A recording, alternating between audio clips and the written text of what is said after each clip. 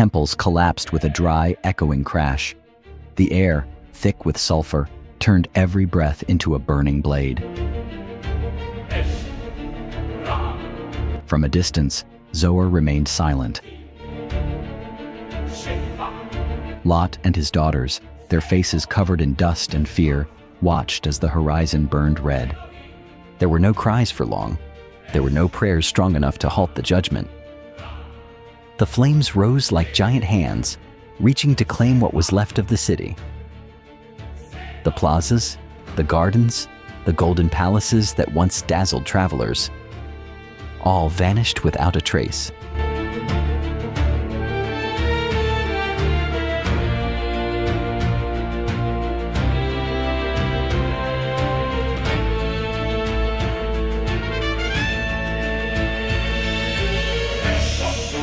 The ground finally gave way. What had once been fertile land was now a smoldering wasteland of ash. The wind blew hard, sweeping away the last remnants of Sodom. Nothing was left standing. Nothing remained to tell its story.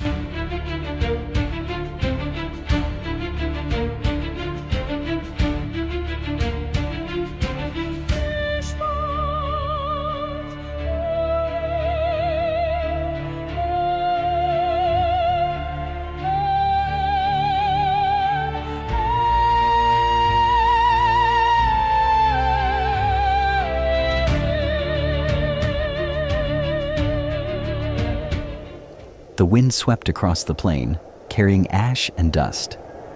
Where walls once stood, now there was only a smoldering desert. Nothing survived the judgment that had fallen from the sky. Nothing. Except a solitary figure in the middle of the path.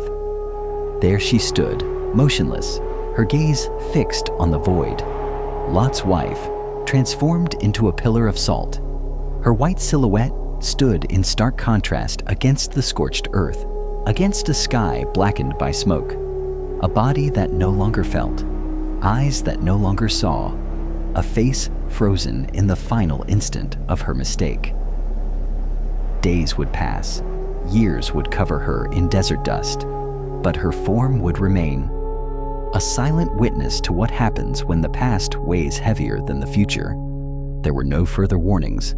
The command had been clear: do not look back. But her heart still beat for Sodom, and in a single moment, she became part of the city she could not let go. Travelers who passed through that land would tell her story. Shepherds guiding their flocks would point to her shape, lost in solitude. But she would hear nothing. There would be no redemption, no return. Only the wind would go on blowing, eroding her form grain by grain, until the final trace of her disobedience dissolved into the dust of the earth.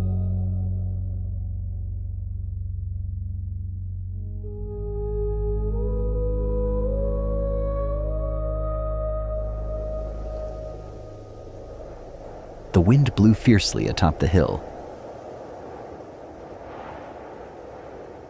Abraham stood still, his eyes fixed on the valley. His robes billowed with each gust, but he did not move. From where he stood, the horizon was veiled by a vast curtain of smoke. Only the day before, that valley had been a mosaic of green and gold, cut by rivers that mirrored the light of the sun. Now, all that remained was scorched earth. From his vantage point, he could still see the orange glow dancing over the ruins of Sodom and Gomorrah.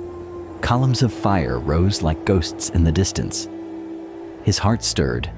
He remembered his plea, the supplication he had lifted to heaven, seeking mercy for those who dwelled in the city. But there had not been enough righteous. He pressed his lips together. Judgment had come. Nothing remained. The towers, the squares, the palaces, all reduced to ash. The sun began to rise slowly,